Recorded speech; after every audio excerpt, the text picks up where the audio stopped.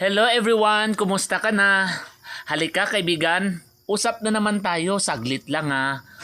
Tapusin mo ang video kaibigan. Alam mo, nasubukan mo na bang tanungin ang sarili mo kung bakit may mga taong nananatiling matatag kahit napakarami na nilang pinagdaanan?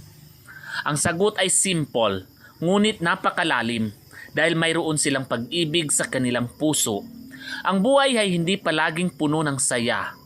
Darating ang mga araw na susubukin tayo ng problema, kabiguan at sakit. May mga pagkakataong gusto na nating sumuko dahil pakiramdam natin napakabigat na ng ating dinadala. Ngunit sa gitna ng lahat ng ito, may isang bagay na nagbibigay sa atin ng lakas upang magpatuloy, ang pag-ibig. Ang pag-ibig ay hindi lamang para sa mga magkasintahan. Ang pag-ibig ay makikita sa sakripisyo ng isang ina para sa kanyang anak.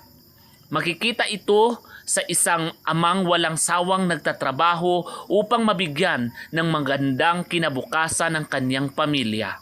Makikita rin ito sa mga kaibigang handang makinig sa oras ng kalungkutan at sa mga taong patuloy na tumutulong kahit wala silang hinihinging kapalit. Kapag may pag-ibig, nagkakaroon tayo ng dahilan upang bumangon sa bawat pagkadapa.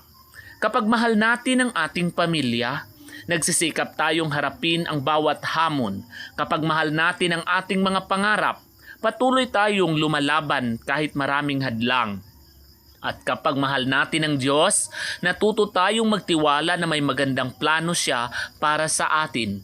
Hindi nangangahulugan na kapag may pag-ibig ay wala ng problema. Sa katunayan, mas nasusubok ang pag-ibig kapag may pinagdaraan ng pagsubok.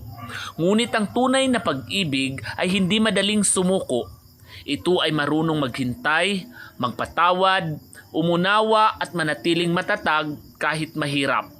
Maraming tao ang naging matagumpay hindi dahil wala silang problema, kundi dahil mayroon silang pagmamahal na nagsilbing inspirasyon upang magpatuloy ang kanilang pag-ibig sa pamilya, sa pangarap at sa Diyos ang naging dahilan upang hindi sila mawala ng pag-asa.